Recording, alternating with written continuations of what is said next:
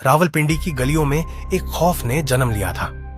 पिछले 3 महीनों में 6 लोग गायब हो चुके थे और पुलिस के पास न कोई सुराग था, न कोई चश्मदीद गवाह। ये सब आम शहरी थे। कभी एक नौजवान तलबा, कभी एक रिक्शा ड्राइवर, कभी एक फैक्ट्री वर्कर। मगर एक चीज सब में मुश्तरक थी। कुछ दिन बाद उनकी लाशें मिलती थीं और उनके जिस्मों से मखसूस हड्डियां गायब होती। ये वह वक्त था जब रावलपिंडी पुलिस ने अपने सबसे तजुर्बेकार मगर रिटायर होने वाले तफ्तीशी अफसर एसपी तारिक महमूद को बुलाया। तारिक एक ज़हीन मगर माजूर तफ्तीशी था, जो एक हादसे के बाद व्हील चेयर पर था।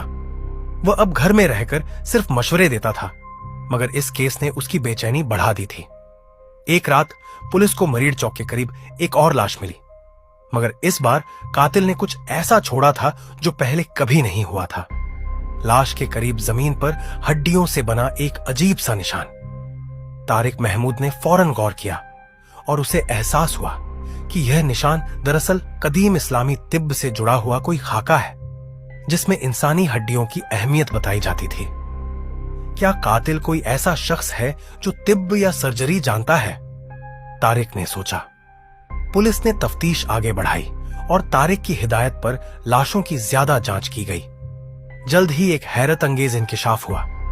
तमाम लाशों से मखसूस हड्डियां ली गई थीं, जैसे कि कोई उन्हें किसी मखसूस मकसद के लिए जमा कर रहा हो। इसी दौरान पुलिस को एक गुमनाम खत मिला, जिसमें सिर्फ एक जुमला लिखा था, हड्डियां इल्म की चाबियां हैं। अगली गुमशुदगी रावलपिंडी की सबसे कदीम लाइब्रेरी के करीब होगी। यह खत कातिल का चैलेंज था। पुलिस ने फौरन रावलपिंडी की सबसे पुरानी कैसर लाइब्रेरी के आसपास खुफिया निगरानी शुरू कर दी। 3 रातें गुजर गईं, मगर कुछ नहीं हुआ। चौथी रात एक नौजवान तलबा फरहान अली लापता हो गया।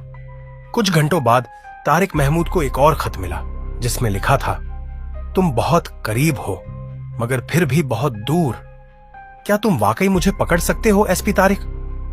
अब यह मामला सिर्फ कत्ल का नहीं था। कातिल खेल रहा था और वह जानता था कि तारिक इस केस पर काम कर रहा है। तारिक ने कातिल की जहनियत को समझने के लिए ज्यादा तफ्तीश की। आखिरकार उसने एक अहम सुराग पाया। सभी मुख्तुलीन किसी न किसी तरह रावलपिंडी के एक पुराने अस्पताल से जुड़े हुए थे। यह अस्पताल 1970 की दहाई में बंद हो चुका था, मगर कुछ अरसा पहले इसे एक शख्स ने खरीदा था और उसे निजी रिसर्च लीग में बदल दिया था। इसका मालिक था डॉक्टर सुलेमान आबिद, एक साबिक न्यूरोसर्जन, जो 10 साल पहले एक स्कैंडल के बाद गायब हो गया था।